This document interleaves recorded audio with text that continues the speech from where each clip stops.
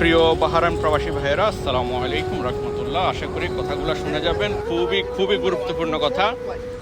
আমি যদি আপনাদেরকে বলি, আমি প্রায় সময় আমার কলিজার প্রিয় প্রবাসী ভাইদেরকে নিয়ে আমি কিছু গুরুত্বপূর্ণ কিছু নিউজ দিয়ে থাকি, কিছু সতর্কবার্তা, কিছু সুখবর। এগুলো আমি প্রায় সময় যতটুকু আমার সামর্থ্য বা যতটুকু জানা থাকে ততটুকুই আমি আপনাদেরকে বলার চেষ্টা করি, জানার চেষ্টা করি।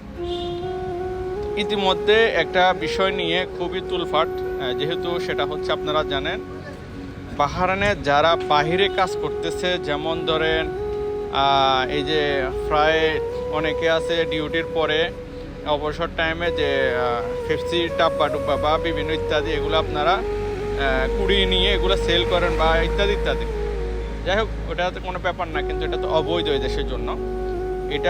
এটার জন্য খুবই সতর্কবার্তা। এবং কি এটার পাশাপাশি অনেকে ভ্যান গায়ের মতো একটা গাড়ি করে ফল ফ্রুট বিভিন্ন শাক সবজি ইত্যাদি সেল করেন বাইরে। এটা কিন্তু অবৈধ।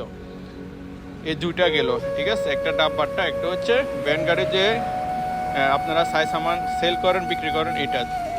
আর তৃতীয়ত হচ্ছে যারা এই যে বিভিন্ন জায়গায় গলিতে বা বিভিন্ন রাস্তায় গাড়ি সাফাই ক্লিন করেন, এটা হচ্ছে 3 নাম্বার, ঠিক আছে। এই জিনিসগুলো থেকে আপনারা বেঁচে থাকুন।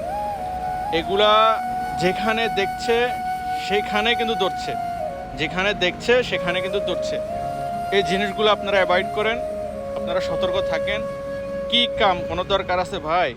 নিজের জীবনকে এরকম ঝুঁকিতে ফেলে এই ধরনের কাজগুলো, অবৈধ কাজগুলো করার কোনো প্রয়োজন আছে? আমার তো মনে হয় প্রয়োজন নাই। তাই বলবো একটা কথাই, আপনারা এই ধরনের কাজ থেকে সবাই সতর্ক থাকবেন।